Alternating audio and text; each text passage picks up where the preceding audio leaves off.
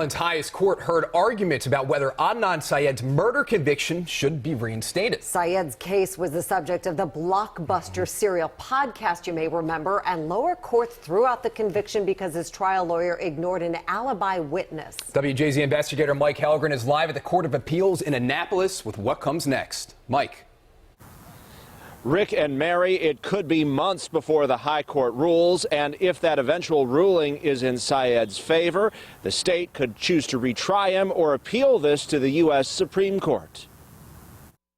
State of Maryland versus Syed. Maryland's highest court must decide whether to throw out Adnan Syed's conviction for murdering his ex-girlfriend and Woodlawn High School classmate Hai-Min Lee in 1999 and dumping her body in Baltimore's Leakin Park. For the last year, I've spent every working day trying to figure out where a high school kid was for an hour after school one day in 1999. The case attracted attention as the subject of Serial, the world's most downloaded podcast. It's almost 20 years.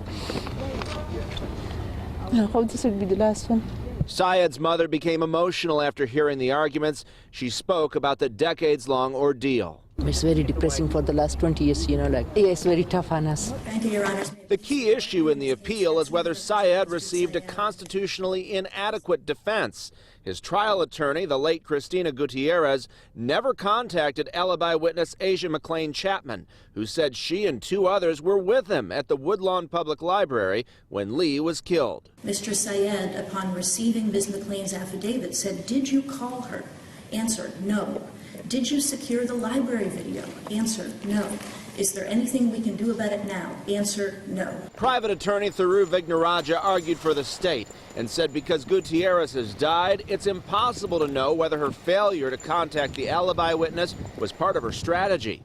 He also questioned why Syed never told police he was at the library. The record was silent as to why Ms. Gutierrez failed to contact Ms. McLean. The family of Hai-Min Lee previously said they believe justice was already served, and they hope Syed's conviction stands.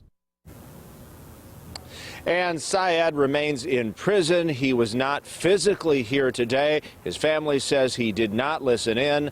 More than 175 million people worldwide have downloaded the Serial podcast.